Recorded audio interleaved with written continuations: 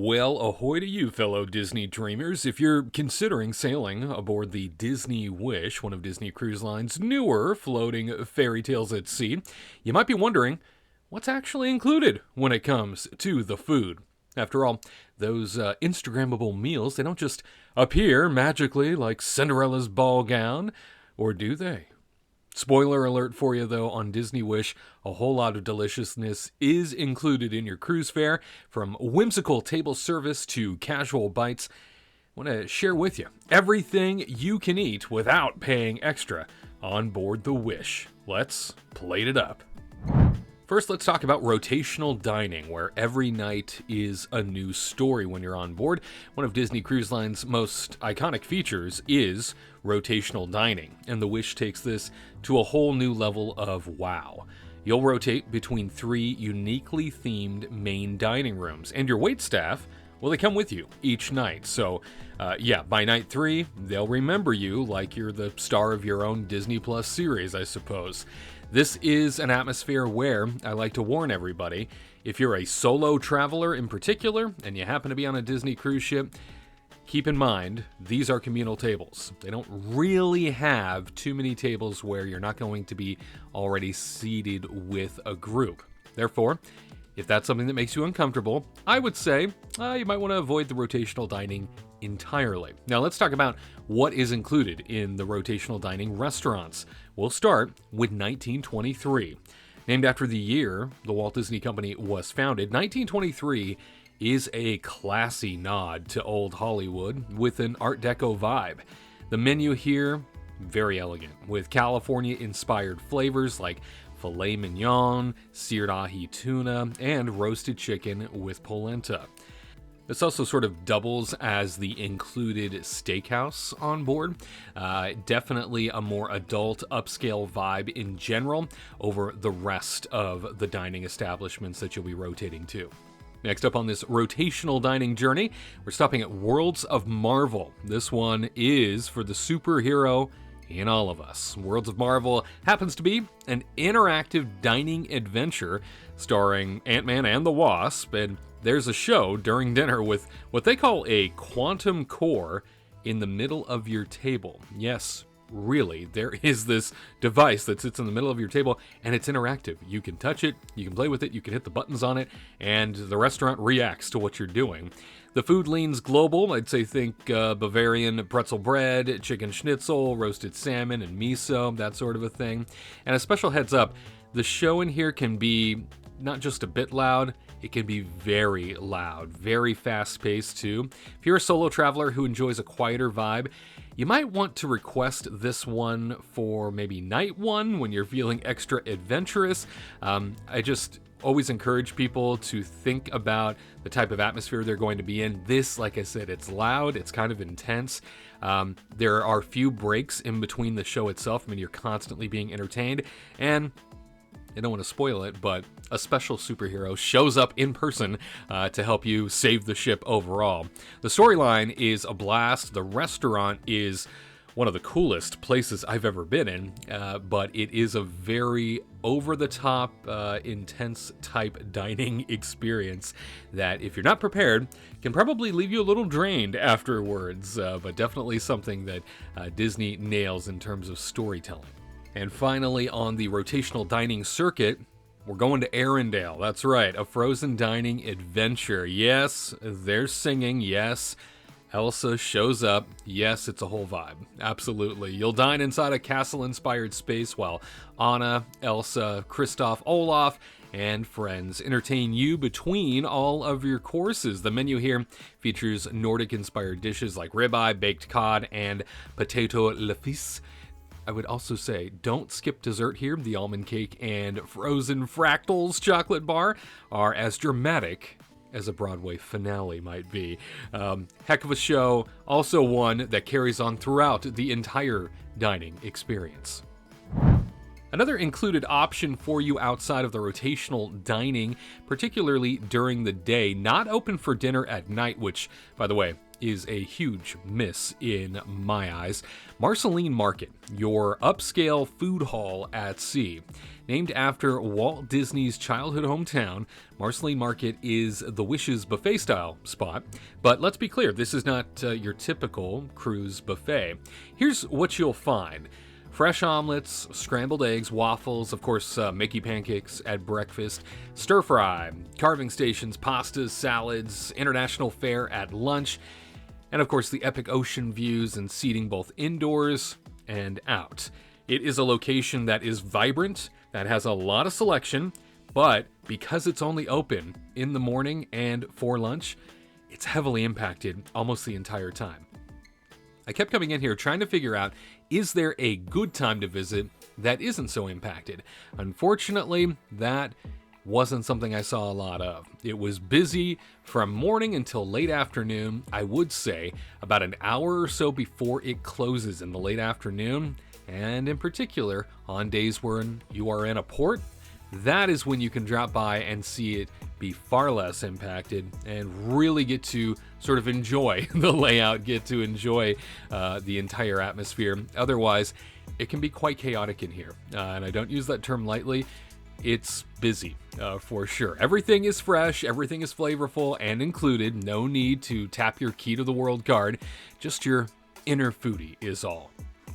Next up, Mickey and Friends Festival of Foods. Poolside snacking leveled up to a degree I don't think I've ever seen on another ship. Frankly, this is the standout on board when it comes to having so many options open a majority of the day, even into the night. At least one of these places, if not two, are typically open in the late evening. So if you don't want to go do a traditional dinner and rotational dining, you do have some options here up on the Lido deck.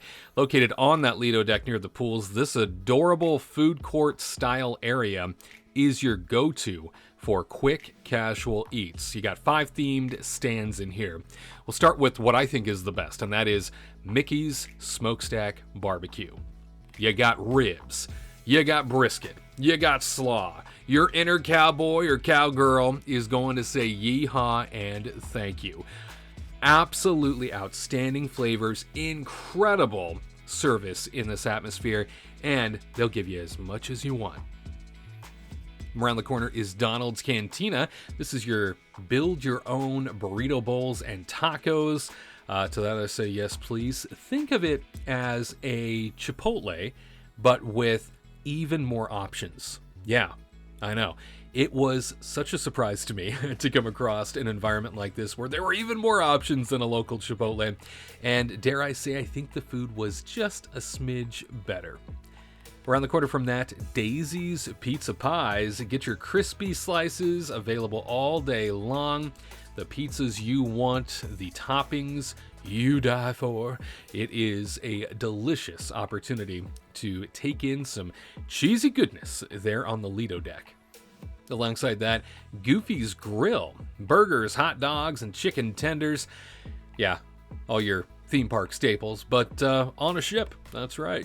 Goofy's Grill tends to be open later in the evening. Again, you can swing by here during the dinner hours or just past the dinner hours and grab yourself a burger on the go. And of course, Sweet Minnie's ice cream, unlimited soft serve, obviously. It's what we all go on cruises for, right? Everybody's lined up at that soft serve station, that's for sure. And a pro tip for you, mix vanilla soft serve with strawberry for a very underrated combo.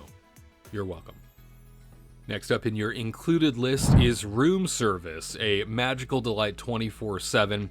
If you're feeling a bit peckish at midnight after watching Wish Upon a Star on the Funnel Vision, well, no worries for you. Room service is included. I always say just tip your delivery crew. Remember to do that. A couple bucks. It is good karma, no doubt, no matter what ship you're on. But you can get all kinds of goodies through room service. The best of which might just be these all-day Mickey Premium ice cream bars. They will deliver those suckers to you. Chicken tenders and fries, of course. Get your club sandwiches, your salads, your cookies. They'll even do some made-to-order pastas for you. It is an outstanding room service accommodation that every time I'm on board a Disney Cruise Line ship, I always get room service at least once just because it's pretty spectacular in terms of quality. And as a solo tip, breakfast in bed with a pot of coffee and fresh fruit, it is a serene way to start the day, especially on those sea days when, as I told you, Marceline's Marketplace can be a zoo. So get that breakfast ordered to your room and casually ease into the day. A couple other things worth noting here that are included: lounges and beverage stations. So while the cocktails and specialty coffees do cost you extra, and I think are worth the upcharge if you pay for them a la carte, there are no drink packages, by the way, on board Disney Cruise Line. I know that bothers some people, but it's not really what Disney Cruise Line's about, right? So you are going to pay a la carte for any sort of alcoholic beverage on board. But while the cocktails and specialty coffees may cost you extra, you can still score some light snacks and free drinks if you know where to look. So on the Lido deck, go on over to the beverage station. Unlimited sodas. Yes, sodas are included on Disney Cruise Line. That is one of the nice perks of paying for this premium brand. Tea, coffee, and water also available 24/7. And you can swing by the Luna Cafe and other lounges. Sometimes they have small pastries or bar snacks during events. I would always say keep an eye out for those little extras that get thrown in here and there. And a hydration hack for you: bring a refillable water bottle. I tell everybody this. There are stations around the ship that make staying hydrated easy and pretty eco-friendly too.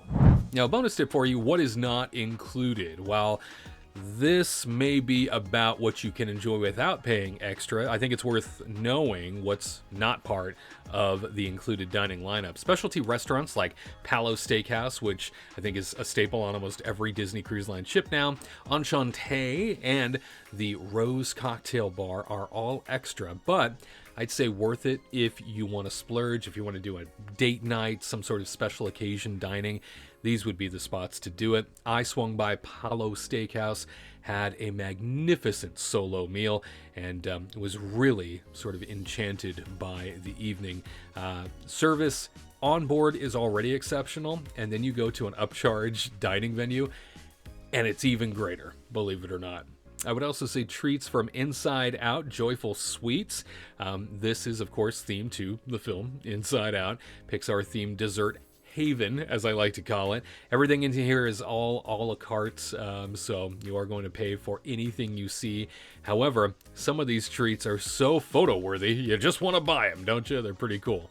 In closing, dining aboard the Disney Wish is more than just fuel for the day. I think it's part of the adventure. The best part, so much of it is included in your cruise fare. No nickel and diming necessary, and it's of the highest quality too. I feel like you are definitely paying for it, as a Disney cruise tends to be a premium price for sure. If you happen to be solo traveling, get prepared to pay that double occupancy rate, and it is at a premium on board a Disney cruise ship. I, of course, was a mostly solo traveler during my voyage. I was there for a wedding, had plenty of friends on board. However, over the course of the cruise, I didn't really see those friends. Everybody was spread out, everybody was sort of involved in their own activities, and I didn't see them until wedding day, so I really got to experience the ship as though I was a solo traveler on board a Disney Cruise Line vessel, which I thought was a really fascinating experience overall.